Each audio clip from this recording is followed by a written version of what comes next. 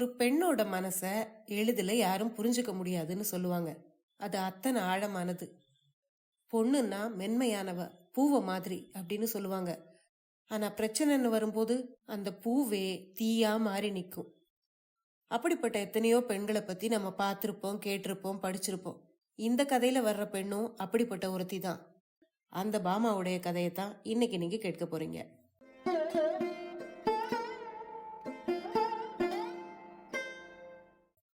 அனைவருக்கும் வணக்கம். நீங்கள் கேட்டுக்கொண்டிருப்பது கதை ரேடியோ தமிழ். இன்னைக்கு நீங்க கேட்க போற காலம் கடந்த கருணை அப்படிங்கிற சிறுகதையை எழுதியவர் KR கௌசல்யா அவர்கள். இந்த கதை வெளிவந்த ஆண்டு 1953. கதைக்குள்ள போறதுக்கு முன்னால சேனலுக்கு வந்திருக்கிற எல்லாருக்கும் என்னுடைய அன்பான வரவேற்புகள். கதைகள் பிடிச்சிருந்தா அதுக்கு ஒரு லைக் கொடுங்க. புதுசா வந்திருந்தீங்கன்னா மறக்காம சேனலை சப்ஸ்கிரைப் பண்ணிக்கோங்க. இப்ப வாங்க கதையை ஆரம்பிக்கலாம்.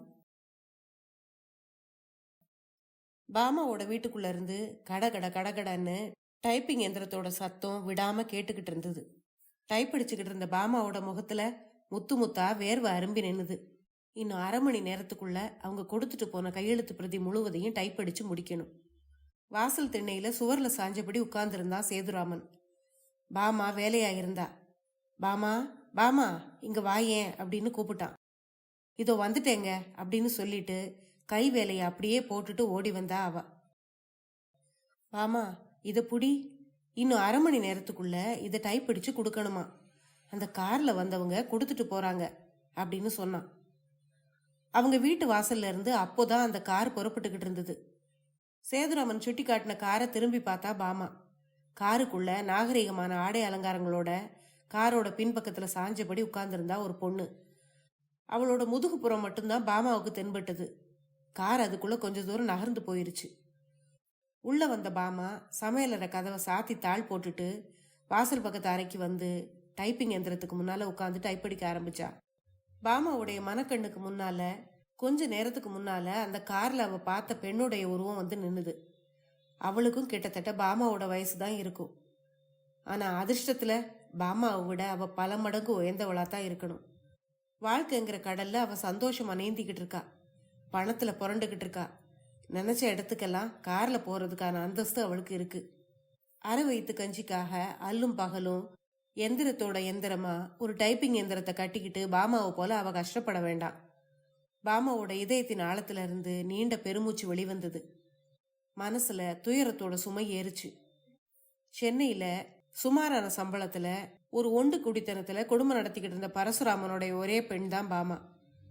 அவளுக்கு 2 வயசா இருக்கும்போதே அவங்க அம்மா இறந்து போயிட்டா. மூத்ததார இறந்த உடனே 2ஆம் தாரமா இன்னொரு பெண்ணை கெட்டிக்க அவர் விரும்பல. அத்தோட பாமாவுக்கு 3 வயசா இருக்கும்போது அவருடைய சுமை இன்னும் கொஞ்சம் அதிகமாச்சு. பரசுராமனுக்கு ஒரே ஒரு தங்கை இருந்தா. அவளும் அவ கணவரும் ஒரு விபத்துல காலமாகி போக அவங்களுடைய ஒரே பையனான நாகராஜனை வளர்க்குற பொறுப்பும் அவருக்கு வந்து சேர்ந்தது. ஒரு பொண்ணை மட்டும் வளர்க்கவே அவருக்கு போதுமான வருமானம் கிடையாது.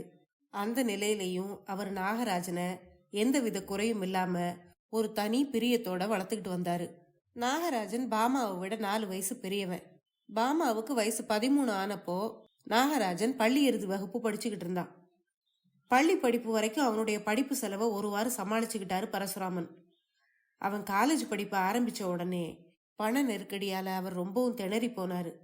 பணத்துக்கு என்ன பண்றதுன்னு திணறிக்கிட்டு இருந்தாரு. அதுக்காக நாகராஜனுடைய படிப்பை அறகுறையா நிறுத்த முடியுமா அப்படின்னு நினைச்சு என்ன செய்யறதுன்னு தெரியாம குழம்பிக்கிட்டு இருந்தாரு.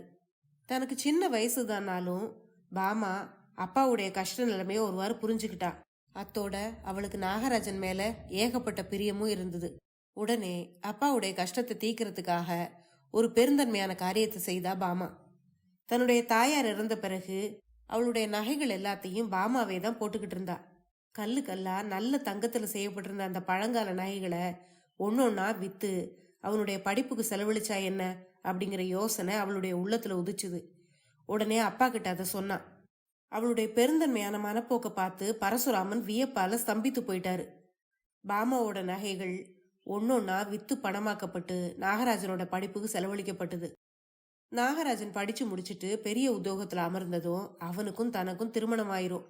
அப்போ இந்த மாதிரி 10 மடங்கு நகைகளை அவன் தனக்கு செய்து போட மாட்டானா அப்படின்னு நினைச்சு மனசு முழுக்க ஆசைகளை வளர்த்துக்கிட்டு இருந்தா பாமா.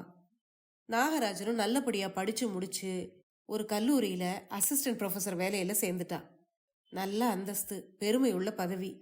பரசுராமன் பெருமையால பூரிச்சு போயிட்டாரு. சீக்கிரத்துல பாமாவுக்கும் அவனுக்கும் திருமணம் செய்து வைக்கணும்னு தீர்மானம் பண்ணாரு. அன்னைக்கு ஞாயிற்றுக்கிழமை மாடியில உட்காந்து நாகராஜன் ஏதோ படிச்சுக்கிட்டு இருந்தா. மெல்ல மாடி ஏறி வந்தா பாமா. அவ வந்ததை பார்த்தும் பார்க்காதது மாதிரி கால் மேல கால் போட்டவாறு படிச்சுக்கிட்டு இருந்தா நாகராஜன். மெல்ல அவனுக்கு எதிர வந்து நின்ன பாமா அத்தான் அப்படின்னு கூப்பிட்டா. அவளோட குரல்ல அபரிமிதமான பாசம் நிறைஞ்சிருந்தது. என்ன அப்படின்னு கேட்டுட்டு நிமிர்ந்து பார்த்தா நாகராஜன். வந்து இனிமேல அப்படின்னு ஏதோ தயங்குனா அவ.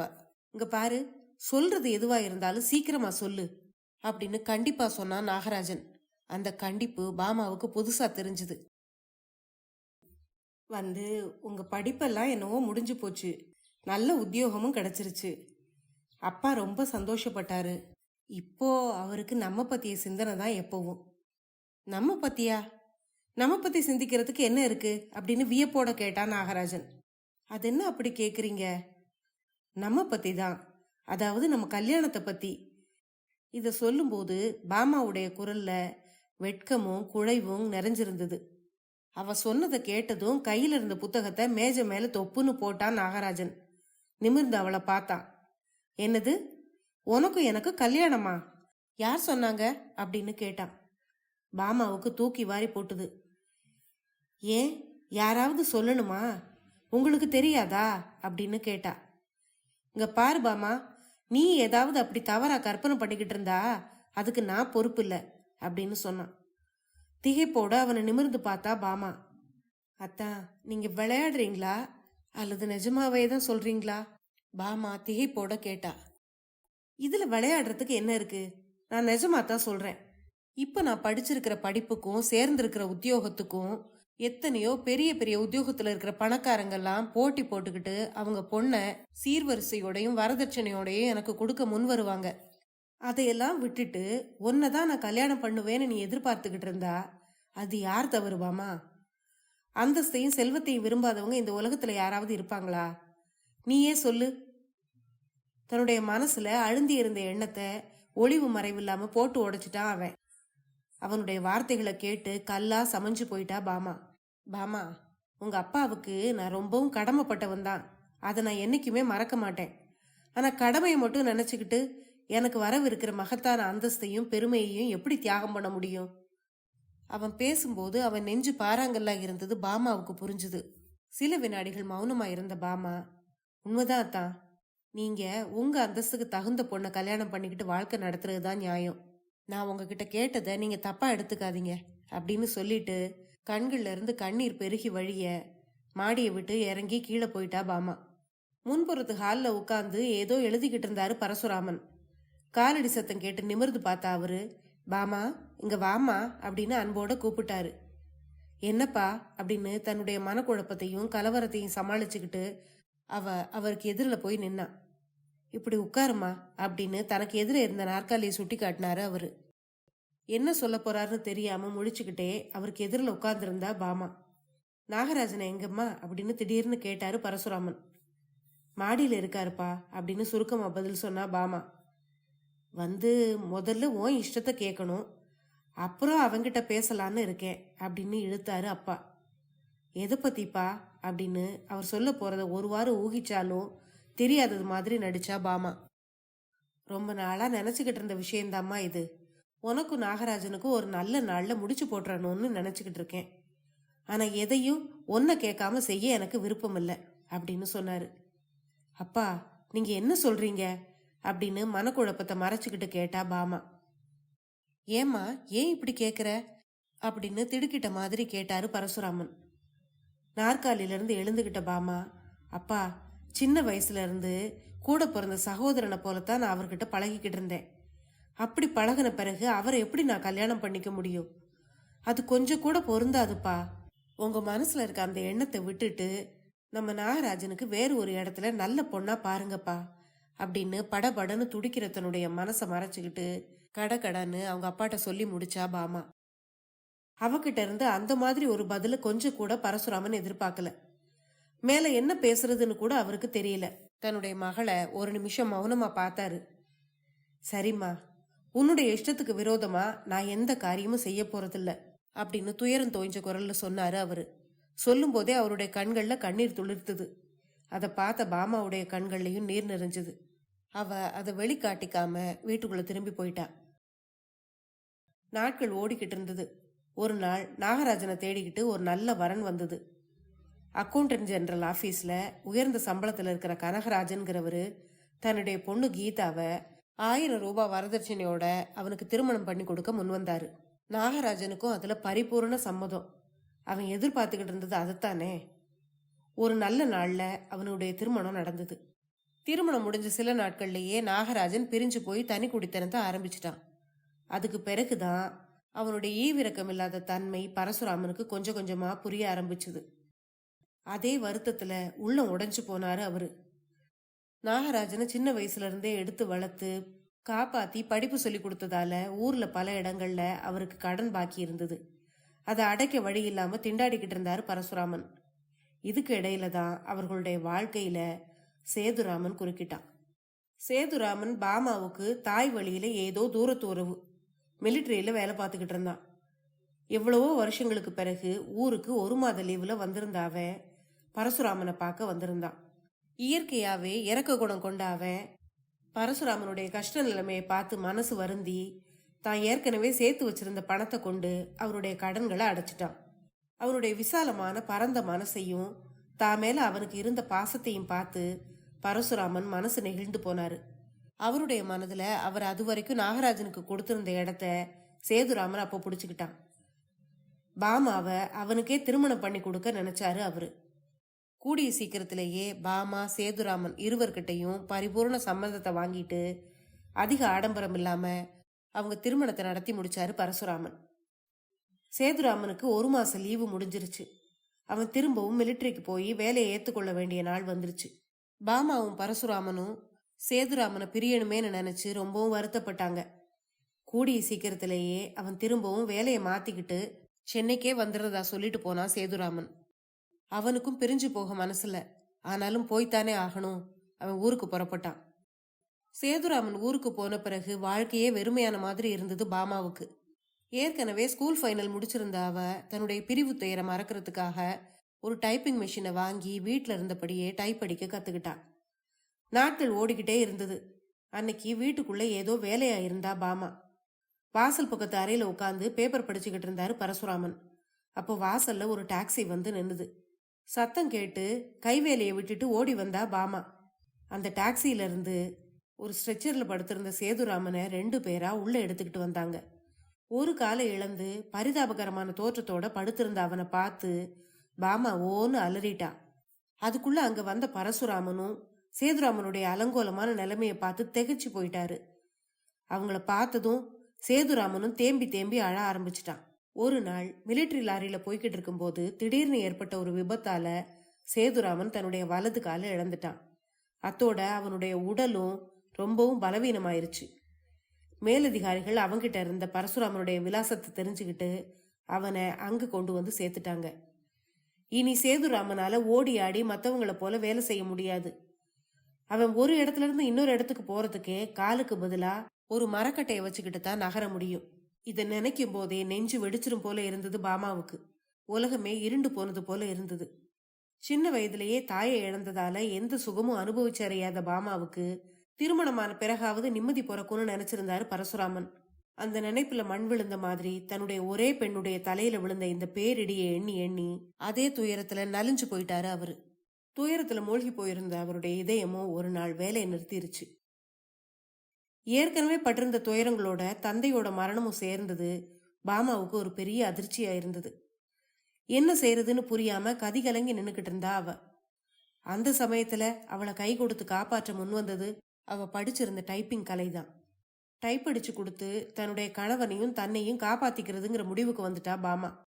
பலவீனமான ஊனமுற்ற உடலோட பாமாவை கஷ்டப்படுத்தி தான் பொழைக்க வேண்டியிருக்கேன்னு நினைச்சு சேதுராமன் குமுறிக்கிட்டு இருந்தான். ஆனாலும் வாழ்க்கையில எத்தனையோ கஷ்டங்களை அனுபவிச்சு அல்லல் பட்டிருந்த போதிலும் பெண் குலத்துக்கே உரிய சகிப்புத்தன்மையையும் தியாக புத்தியையும் கலங்காத நெஞ்சத்தையும் பாமா இழந்துடல. கஷ்டங்களுக்கு மேல் கஷ்டங்களா அனுபவிச்சதால அவனுடைய பொறுமை புடம் போட்ட தங்கத்தை போல பிரகாசிக்க ஆரம்பிச்சது. சேதுராமன் வருத்தப்பட்டு பேசுற நேரங்கள்ல எல்லாம் அவனை ஆறுதல் சொல்லி தேற்றுவா பாமா.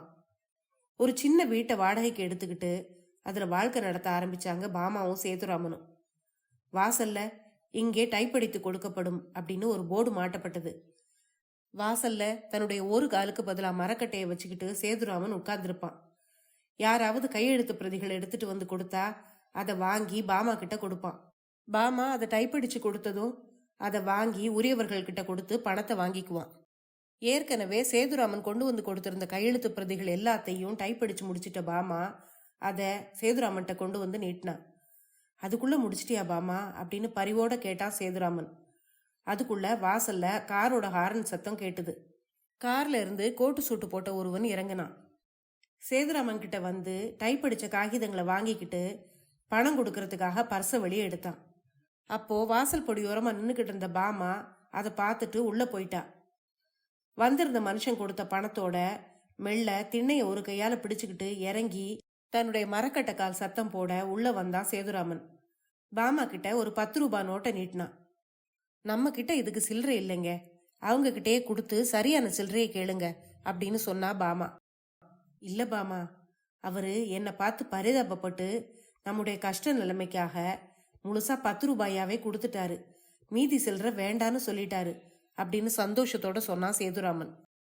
யாரும் பரிதாபப்பட்டு கொடுக்கற பணம் நமக்கு வேண்டாம், தயவு செய்து இதை அவர்கிட்டயே திருப்பி கொடுத்துருங்க அப்படின்னு அழுத்தமா சொன்னா பாமா. 10 பக்கம் டைப் அடிச்சதுக்கு ஒரு பக்கத்துக்கு 4 வீதம் நமக்கு சேர வேண்டிய 2.5 ரூபாயை மட்டும் வாங்கிட்டு வாங்க அப்படின்னு உரத்த குரல்ல கண்டிப்போட சொன்னா. ஏன் பாமா, நாம அவர்கிட்ட கொடுன்னு கேட்கலையே, அவரா நம்ம நிலைமைய பார்த்து பரிதாபத்துல கொடுத்தாரு, அதை நம்ம வாங்கிக்கிறதுல என்ன தவறு இருக்கு அப்படின்னு கேட்டான் சேதுராமன். இல்லைங்க, அப்படிப்பட்ட ஒரு உதவி நமக்கு தேவையே இல்லை. ஏதோ இந்த வேலைக்கு பொழைக்கிறதுக்கு கடவுள் நமக்கு ஒரு வழியை காட்டியிருக்காரு. இது நீடிச்சு நிரந்தரமா நடந்து வருவாய் கிடைச்சிக்கிட்டு இருந்தா அந்த வருமானமே நமக்கு போதும். இந்த அனாவசியமான பரிவும் அதிகபட்சமான உதவியும் நமக்கு தேவையில்லை அப்படின்னு சொல்லி அந்த 10 ரூபாய் நோட்டை திரும்பவும் அவங்கிட்டயே கொடுத்தா பாமா. டைப் அடிக்க கொடுத்த மனுஷங்கிட்ட பணத்தை போய் கொடுத்துட்டு சரியான தொகையை கொடுக்கும்படி கேட்டான் சேதுராமன். வந்தவனும் சரியான தொகையை கொடுத்துட்டு கார்ல ஏறி போயிட்டான். உள்ள போன பாமா அடுப்பை பத்த வச்சு சேதுராமனுக்காக காப்பி போட்டுக்கிட்டு இருந்தா. சேதுராமன் கூடத்துல போட்டிருந்த கட்டில வந்து உட்கார்ந்தவன் அப்படியே தூங்கி போயிட்டான். அப்போ வாசல் கதவு தட்டப்படுற சத்தம் கேட்டு பரபரப்போட போய் கதவை திறந்தா பாமா. அங்க மலர்ந்த முகத்தோட கொஞ்ச நேரத்துக்கு முன்னால கார்ல வந்த அதே மனிதன் நின்னுகிட்டு இருந்தான். அவன் வேற யாரும் இல்ல, பாமாவோட அத்தான் நாகராஜன் தான். கடுகடுத்த முகத்தோட அவனை ஏறிட்டு பார்த்தா பாமா. இப்போ உனக்கு இங்க என்ன வேலை அப்படின்னு கேக்குற மாதிரி இருந்தது அவளுடைய பார்வை. பாமா அப்படின்னு குழைவும் அன்புமா கூப்பிட்டான் நாகராஜன். நான் கொஞ்சம் முன்னாடி இங்க வந்திருந்தப்போ நீ இங்க இருக்கிறத தெரிஞ்சுக்கிட்டேன். கால் இல்லாத கணவன் கூட நீ நடத்துற வாழ்க்கையை பார்த்து உண்மையிலேயே என் மனம் ரொம்பவும் வருத்தப்பட்டது. உன் கையால உழைச்சு உடலை வருத்தி உன் கணவனை உட்கார வச்சு நீ வாழ்றத பார்த்து என் மனசு கலங்கி போயிருச்சு. உன்னுடைய நிலைமைய பார்த்து மனசு வருந்தி இந்த பணத்தை உனக்கு கொடுக்கறதுக்காகத்தான் வந்தேன். இந்தா இந்த பணத்தை வாங்கிக்கோ அப்படின்னு மூச்சு விடாம சொன்ன அவன் ஒரு கட்டு ரூபாய் நோட்டுகளை அவகிட்ட நீட்டினான். கோபத்தோடு அவன் முகத்தை உறுத்து பார்த்துட்டு வெடுக்குன்னு அவன் நீட்டின ரூபாய் நோட்டு கற்றைய வாங்கி தூர எரிஞ்சா பாமா. கோபத்தோட வீசி எறியப்பட்ட அந்த பணம் அவன் காரோட முன்புற சக்கரத்துக்கிட்ட போய் விழுந்தது.